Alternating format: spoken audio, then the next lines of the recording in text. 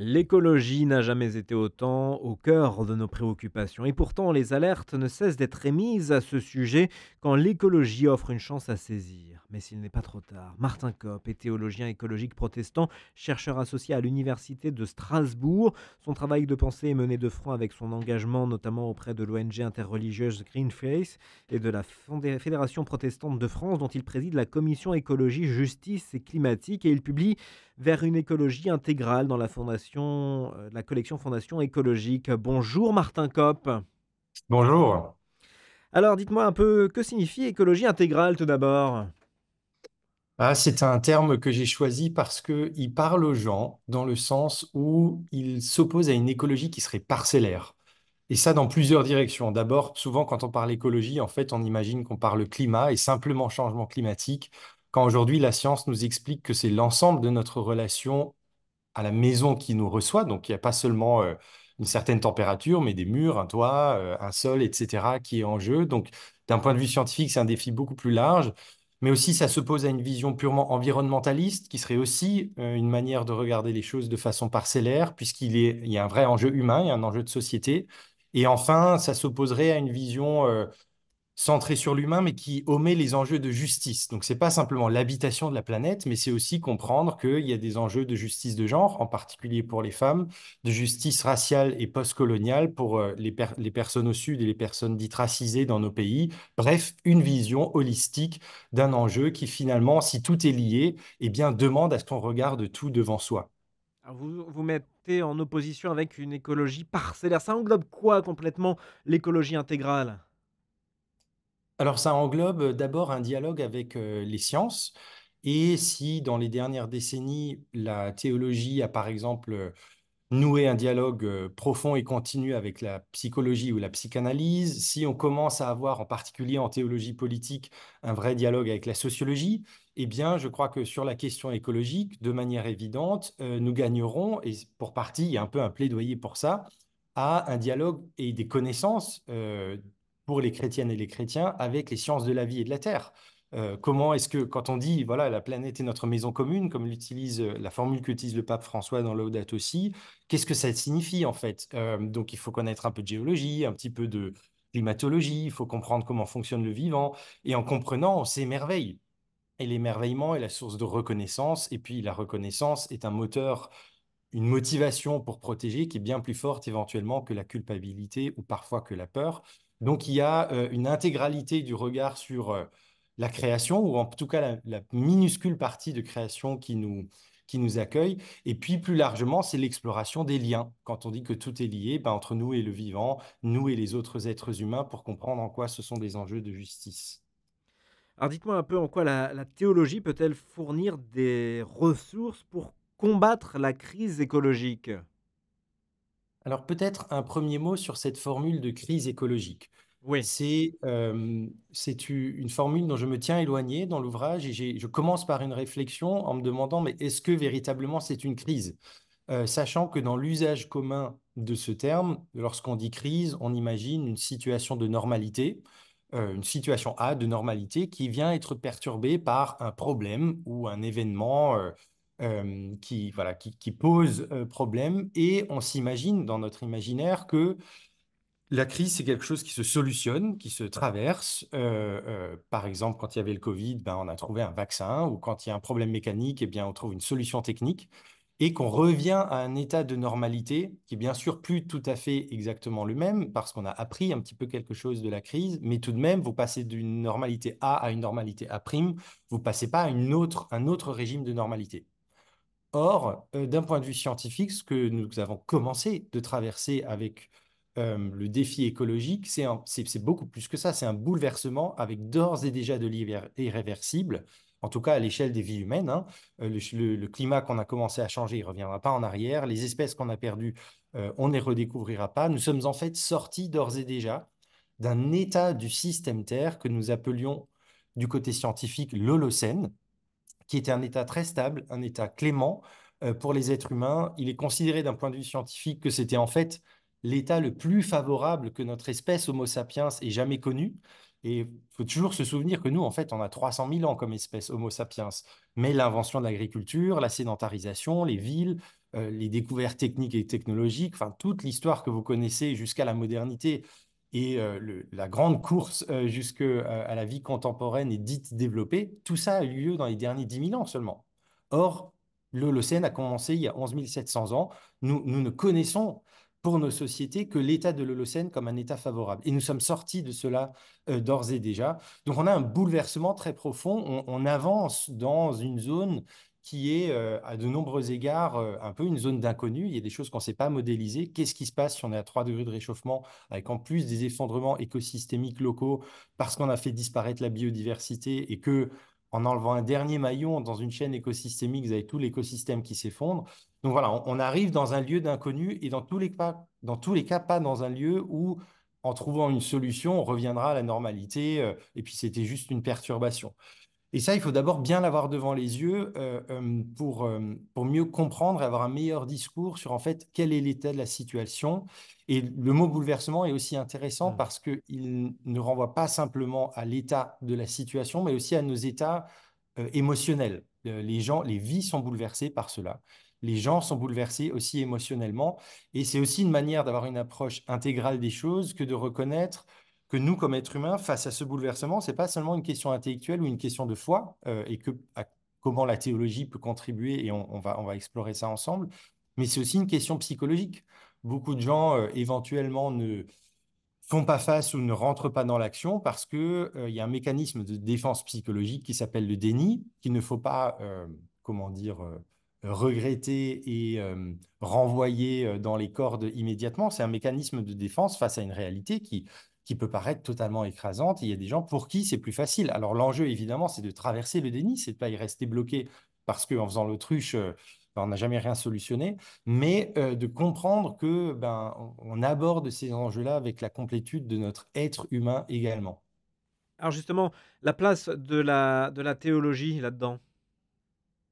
Alors du côté de la théologie, bon, là, je fais pas œuvre 100% originale, hein. Vous savez que ça fait une soixantaine d'années, même un petit peu Oui, plus, que la théologie s'intéresse à ça, bien sûr. notamment depuis l'article de l'historien spécialiste du Moyen Âge, Lynn White, qui en 1967 publie dans la revue Science Les racines historiques de notre crise écologique, selon lequel eh bien, nous avons une responsabilité particulière dans le monde chrétien, puisque dans le haut Moyen Âge et dans le monde latin, l'Église aurait développé une certaine interprétation des récits de la Genèse qui s'est révélée problématique.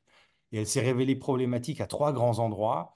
C'est l'idée d'avoir d'abord un dualisme entre l'être humain et la nature, donc de penser le monde comme deux sphères distinctes et distinctes de manière très forte, carrément séparées. Vous avez l'homme et la nature ou l'homme et la culture, ce qui n'est pas voir les choses de manière liée, n'est-ce pas? C'est voir les choses de manière déliée, comme s'il y avait deux sphères, ce qui peut vous mener à dire je vais me balader dans la nature, ce qui dit bien que vous êtes dans une extériorité du moment que vous êtes dans une pièce ou dans un bâtiment. Mais non seulement ça, deuxième point, une hiérarchisation.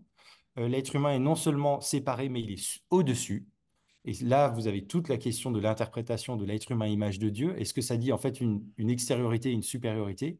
Et enfin, un rapport vis-à-vis de cette, entre guillemets, nature ou de tout le vivant non humain, qui soit un rapport où nous ne valorisons qu'à mesure que c'est utile, confère le fait que du côté des scientifiques de la biodiversité, ben, on va dire si, il faut protéger les autres espèces parce que s'il n'y a plus les abeilles et les pollinisateurs, ben 90% de nos légumes sur nos étals, on n'en a plus. Et par ce truchement aussi, c'est le monde animal qu'on peut plus consommer. Et là, on se dit, ah oui, quand même, il faut protéger ces insectes parce que nous perdrions à manger. Donc, on voit l'utilité de la nourriture. Par contre, aller vers des animaux qui sont pas immédiatement, d'un point de vue écosystémique, utilisés ou qui sont laids. Par exemple, vous allez voir le rat taupe nu, qui est probablement l'animal le plus moche de toute la création, vous suscitez pas une sympathie spontanée pour la protection. Donc, on a un biais utilitariste ou instrumental. Et puis, bien sûr, évidemment, Genèse 1,28, dominer la terre, soumettez les autres êtres vivants. Donc, on aurait une relation, en fait, d'abord d'usage par la force et par une position de violence. Et la théologie a repris toutes ces choses-là. Donc, c'est d'abord reconnaître que le premier pas, c'est pas un pas de nous, on arrive comme chrétiennes et chrétiens, et puis avec la théologie, on va sauver l'enjeu écologique. Il faut d'abord un moment d'humilité parce qu'on a contribué au problème. Mais ayant dit l'humilité, eh bien, il y a le moment de la conviction, et c'est tout le travail que vous avez dans l'encyclique Laudato Si, mais que Oui, vous avez chez des théologiens protestants orthodoxes au Conseil œcuménique des Églises ou plus largement, on va dire, bah, en fait, ce qu'on propose, c'est un renouvellement du sens, et ce, dans trois directions du mot sens. C'est la signification, la direction, et puis la sensation ou la sensibilité. Et la signification du monde, bah, quand on dit création, en fait, vous situez tout de suite dans une perspective qui est différente du dualisme être humain-nature, parce que, en fait, comme le disait François d'Assise, ben, c'est pas simplement poétique que dire que le soleil, frère soleil, sœur lune, nos sœurs et frères les animaux. Théologiquement, c'est tout à fait juste parce que théologiquement, nous sommes dans la même famille des créatures, et s'il y a une différence très forte dans l'ordre de l'être entre deux parties, c'est pas entre l'être humain et le reste du vivant, c'est entre l'ensemble des créatures et Dieu comme créateur. On est d'abord dans une mêmeté, dans une identité, et donc avoir un sens de, entre guillemets, un sens de la famille avec les autres créatures. Du côté de la direction, bah, on a hérité de tout un récit du progrès et du développement qui est problématique aujourd'hui, on va pouvoir en reparler. Et là, on a peut-être quelque chose à proposé qui est différent, que moi j'aime bien nommer à présent le contentement joyeux, à la suite du Christ et dans une certaine relation au bien matériel, à la richesse, etc. Et finalement, la sensibilité ou la sensation, là, c'est à la fois théologique, mais c'est presque plus spirituel d'ores et déjà. Et là aussi, ça renvoie à une sorte de... On s'est délié du monde, en fait, dans les 3 derniers siècles. Ouais. Je vous prends un seul exemple que je donne dans l'ouvrage, c'est que on sait aujourd'hui calculer que 80% de l'humanité, la nuit, ne voit plus la Voie lactée. Le ciel est tellement pollué d'un point de vue lumineux que vous avez 80% de l'humanité qui ne voit plus notre galaxie. Et le nombre d'étoiles que vous voyez est ridiculement bas par rapport à l'expérience du ciel que vous pouvez faire si vous avez une vraie nuit noire. Et il reste un seul endroit en France où vous en avez une. Ailleurs, dans d'autres pays, il faut aller dans le désert, etc. Parce qu'il n'y a plus de nuit. Nous avons perdu la nuit. Et quand vous perdez le ciel et l'expérience du cosmos et des étoiles, etc., quand vous mettez plus la main sur les mousses, quand vous n'avez plus la main dans les fourrures, plus la relation aux animaux, puisqu'on est des sociétés très urbanisées, on n'est plus des sociétés rurales, on n'a plus des animaux autour de nous. Enfin bon, bref, on a un délié et là, on peut retourner vers une relationnalité qui peut nous rapprocher du vivant. Martin Kopp, le pape a publié 2 textes sur l'écologie, on en a déjà un peu parlé, le Laudato Si et plus récemment Laudate Deum. Il alerte Oui, sur la gravité de la crise climatique, fustige les puissants et met fin à l'idée d'un être humain autonome, tout-puissant et illimité. Qu'est-ce que ça vous inspire? ça m'inspire effectivement, pour ne pas répéter ce que j'ai déjà dit, je reprends la notion d'illimité. Et là, on est aussi dans une perspective intégrale lorsque on dit, bien sûr, c'est notre imaginaire de notre relation au reste de la création. Mais en fait, c'est aussi notre système économique qu'il faut mettre en question et c'est une des racines de la crise écologique. Nous sommes aujourd'hui dans une société de croissance, c'est-à-dire une société dont la culture est bâtie pour soutenir une économie de croissance qui a posé comme norme que avancer sociétalement, progresser comme économie, c'est produire toujours davantage, ce qui nécessite que vous consommiez toujours davantage. Parce que si ce que vous produisez dans votre entreprise, vous voulez que ça se réalise par un achat marchand, il faut bien que les personnes achètent. Et donc, dans une société de création du désir, dans une société qui a complètement subverti la notion philosophique de besoin et puis de désir ou de plaisir légitime, et puis de désir ou de plaisir qui sont inutiles, futiles ou carrément dangereux, et donc qui nous ramène dans toutes ces réflexions-là. Nous ne sommes pas dans un monde illimité, nous sommes dans un monde fini. Peut-être qu'au fond, et d'un point de vue psychologique et d'un point de vue théologique, c'est un des points vraiment clés que nous apporte l'écologie, c'est le retour à la finitude, là où, bien sûr, on l'a accepté dans nos sociétés à plein d'endroits, on est conscient qu'on est mortel, on est conscient qu'on est vulnérable, qu'on peut être blessé ou malade, on est conscient que, eh bien, dans notre vie sociale, on ne peut pas faire n'importe quoi. On a des lois qui posent des interdits et des contraintes. J'ai pas le droit de tuer mon prochain. J'ai pas le droit d'exploiter mon salarié, etc. Par contre, c'est comme si, du côté de l'économie et de la consommation, il nous restait un lieu qui était un lieu open bar. Et ça a même été théorisé comme ça dans la science économique. Si vous allez lire Milton Friedman, un des grands économistes libéraux de la deuxième partie du XXe siècle, Friedman va vous dire que en économie, il n'y a pas de finitude des ressources, car toujours la ressource naturelle est substituable par du capital ou du travail. Or, aujourd'hui, évidemment que la finitude des ressources est une évidence. On a déjà de la tension sur le sable, on a de la tension sur le cuir, on a de la tension, enfin, sur des métaux comme le cuivre ou d'autres, et on sait que tout ça est un jeu à somme nulle, et vous avez des nations qui se battent, qu'on fait l'accaparement des terres par la Chine en Afrique, parce que des hectares utilisables sur la planète, en fait, on sait les calculer, c'est un nombre limité. Et le grand défi vers lequel pointe le pape, il est double, c'est réintégrer la finiture dans notre système économique et donc dans nos modes de vie, ce qui veut dire aussi, du coup, bâtir intégralement un nouveau système économico-social, se redemander qu'est-ce qui est essentiel, qu'on a besoin, qu'il faut produire et consommer. Et évidemment, ce n'est pas la production, la consommation qu'on met en question, mais c'est le productivisme ou le consumérisme. Et puis, comment est-ce qu'on intègre ça dans nos vies et dans notre relation au monde? Il va falloir qu'on se départisse d'un récit du bonheur qui dit être heureux, c'est avoir toujours plus. Non, être heureux, c'est avoir ce qui est nécessaire pour vivre, bien entendu, et il faut produire pour cela. Mais au-delà de ça, ce sont d'autres sphères de croissance humaine où nous pouvons nous épanouir. Et il faut abattre ici des relations de domination pour que ce soit toutes les vies qui puissent s'épanouir et pas simplement les vies dans les pays développés, blancs, qui historiquement ont utilisé la majorité des ressources écologiques jusqu'à présent. C'est ça la chance à saisir que vous évoquez, que nous offre l'écologie? Il y a effectivement un enjeu qui est très compliqué sur la question écologique, qui est celui de quel est le regard qu'on pose sur ce défi. Alors d'abord, ça c'est une chose que vraiment je rends hommage pour rendre à César ce qui est à César au pape François lorsqu'il dit c'est un beau défi. Moi, ça c'est une formule qui m'a touché dans l'encyclique. Parce que c'est pas du coup un problème redoutable, une montagne que vous écrase les épaules. Un défi, c'est quelque chose que j'ai envie de relever. Et donc de voir ça comme un défi, je trouve que c'est engageant. Et cependant, en psychologie du climat, on montre que, eh bien, que lorsque vous avez une population devant vous, ou lorsque vous avez un groupe auquel vous faites une conférence ou autre, il y a des gens qui répondent positivement à la peur. Pour certaines personnes, la peur est bonne conseillère. Et il faut savoir dire quels sont les risques face aux défis écologiques. Il ne faut pas mettre dessus un voile pudique parce qu'on a peur de pouvoir sembler catastrophiste. Pour moi, il y a une lucidité courageuse à avoir. Lorsqu'on parle d'emballement climatique ou d'effondrement possible, il faut bien comprendre ce que ça veut dire.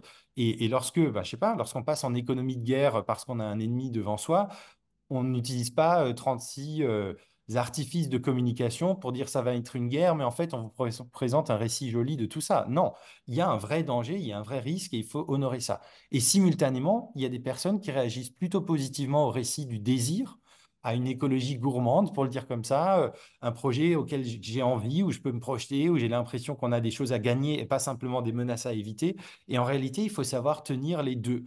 Et donc, effectivement, la saisie d'une chance, et évidemment, il y a un jeu de mots, je fais très attention dans le livre à avoir une théologie qui est un peu poétique, Oui, qui est agréable à lire, qui est un tout à peu fait. savoureuse, etc. Et donc, du sens à la chance, ça rime, et voilà, parfois, c'est des choses qui portent aussi je voulais vraiment éviter une théologie sèche, aride, donc finalement, on ne lit pas, mais quelque chose qui témoigne voilà, de la saveur du vivant qu'on peut vivre lorsqu'on est à l'extérieur, en lien avec le vivant, et que je voulais qu'il se retrouve sous la plume. Et c'est effectivement une chance à saisir. Ce qui dit aussi, en fait, en implicite derrière ça, il y a quoi? Il y a la notion de kairos. Donc théologiquement, c'est le moment opportun. Et ce moment opportun, il est à double tranchant. Ouais. Dans sa positivité, le moment opportun, c'est effectivement, il est là à saisir et il y a une opportunité. Par contre, il y a aussi, quand on dit opportun, c'est qu'il va y avoir un moment qui sera passé. Il y a le moment passe. Et par exemple, pour les 1,5 degrés de réchauffement climatique, c'est déjà passé en fait, cette fenêtre, elle est fermée. On dépassera forcément cette température-là.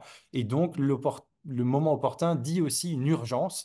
Et je crois qu'on n'a peut-être pas encore saisi, ni dans les églises, ni sociétalement, nous n'avons pas une réaction d'urgence à la question écologique parce que dans notre appréhension du risque, on pense encore que c'est demain ou pour les autres, là où c'est déjà aujourd'hui et pour tout le monde. Donc le sursaut est nécessaire.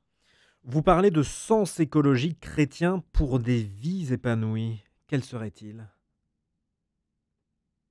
Alors, je pointais tout à l'heure vers les trois directions du mot sens, comme signification, c'est-à-dire quelle représentation du monde est-ce qu'on se donne, comme direction, c'est-à-dire quel récit collectif de notre trajectoire nous avons, et comme sensibilité, c'est-à-dire comment cultivons-nous un certain rapport au monde, qui est un rapport d'attention, de relationnalité, de compréhension, d'émerveillement.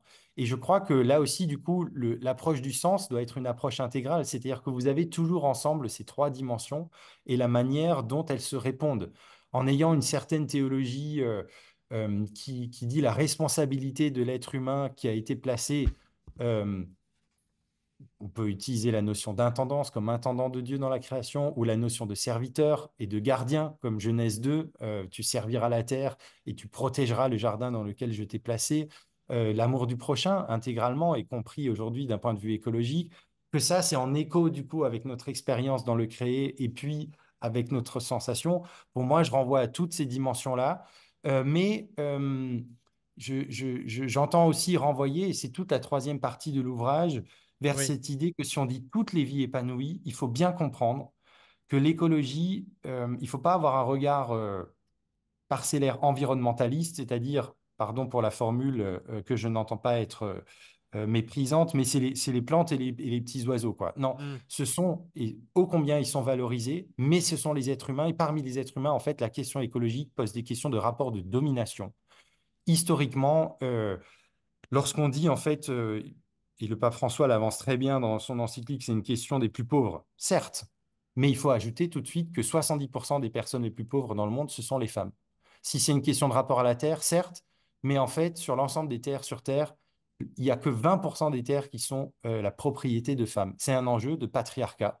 Et il ouais, y a une résonance très profonde entre l'idée de la domination de l'homme sur la nature, nature féminisée, dame nature, etc., et le rapport de domination patriarcale de l'homme sur la femme.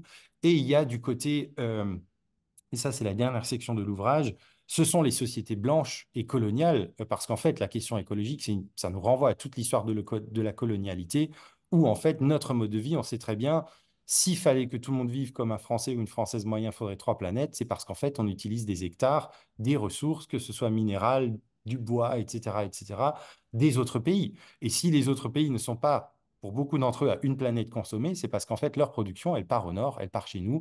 Donc il y a tout un enjeu aussi là de position antiraciste à prendre, de se voir en fait comme hommes et comme blancs, comme alliés, d'une ouais, part des ouais. femmes et d'autre part des personnes racisées des pays au sud, et de savoir, et ça c'est un geste très chrétien, on peut renvoyer à la notion de kénose, hein, euh, de dire, ben, en fait, je sais renoncer à des privilèges acquis, ou je sais renoncer à des positions de domination ou d'être les premiers. Le grand récit d'être les premiers, en fait, sur tout un groupe des premiers, il n'y en a qu'un seul, hein. Ça veut dire que tous les autres sont laissés de côté et éventuellement même de savoir penser des relations de réparation, de réconciliation. Et c'est là où on retombe sur aussi les pattes de la décroissance hein, que nomme le pape et que, sur laquelle moi je travaille beaucoup, j'ai fait ma thèse sur cette notion-là. L'enjeu de justice demande non seulement que nous décroissions au nord, à mon sens, parce qu'il faut revenir à une planète et que c'est soutenable écologiquement, mais aussi parce qu'il s'agit euh, dans une relation équitable aux ressources écologiques, de donner à chacune et à chacun ce qui est nécessaire pour vivre dignement. Et nous avons consommé beaucoup plus Merci. jusqu'à présent. Nous avons une vraie dette écologique que Merci. nous ne pourrons jamais rembourser, mais qu'il faut commencer à aller dans cette direction. Merci Martin Kopp. On aurait pu parler encore très longtemps de ce sujet. Vous êtes théologien écologique protestant, chercheur associé à l'Université de Strasbourg et vous publiez Vers une écologie intégrale, théologie pour des vies épanouies. C'est dans la collection Fondation écologique. Merci d'avoir été avec nous ce matin.